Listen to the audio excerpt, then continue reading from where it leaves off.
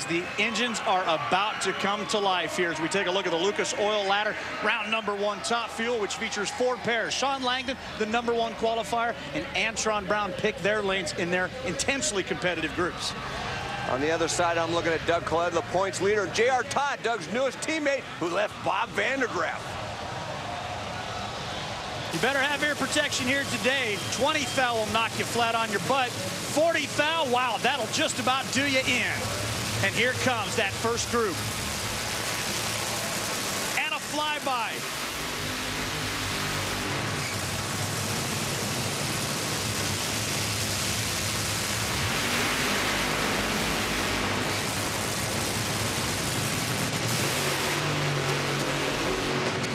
And that flyby was courtesy of the Bandit Flight team out of Raleigh, North Carolina. Paul Franzen on the lead as they salute the fans and, of course, all the returning war vents. And the 40,000 horsepower, that comes courtesy of the following drivers. From lanes 1 at the top of your screen down to lane 4, it's going to be Antron Brown, Clay Milliken in lane 2. In lane 3, the gum-out driver Leah Pritchett. And in lane 4, Brittany Force.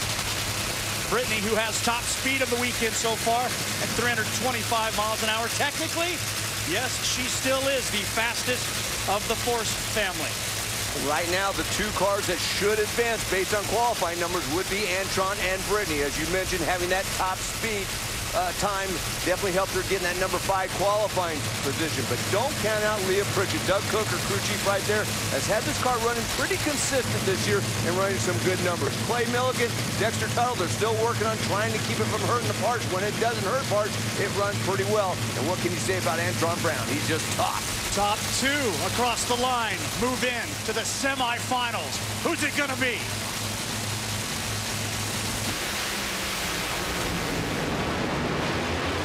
Lanes 1 and 4, Antron Brown and Brittany Force. Antron with a 380, the best time slip of the pair. Brittany with a solid 381. They move on. It's Antron's co-crew chiefs. Well, it's just like you drew it up on paper. Lanes 1 and 4 should have advanced.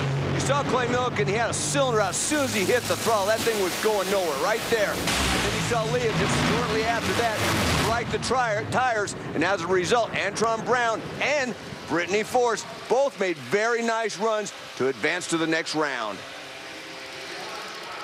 It goes by very, very fast. You have to pay attention. But as I mentioned, for the drivers, boy, that staging process here is going to be very delicate. We caught up with some drivers back in the pits to discuss the intricacies of the staging process here at the 4Wide Nationals.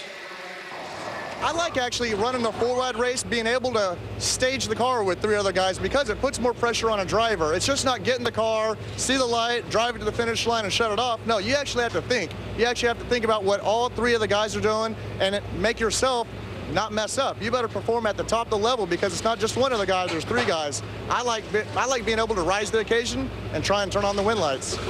It's a little different with 3 other drivers up there. It's I guess your timing might be a little off more than anything. So that's my biggest thing, is just making sure that my timing's right as far as the staging process, because it only takes 1 driver to screw it up for everybody. So I don't want to be up there messing around and have 3 other drivers mad at me other than just 1.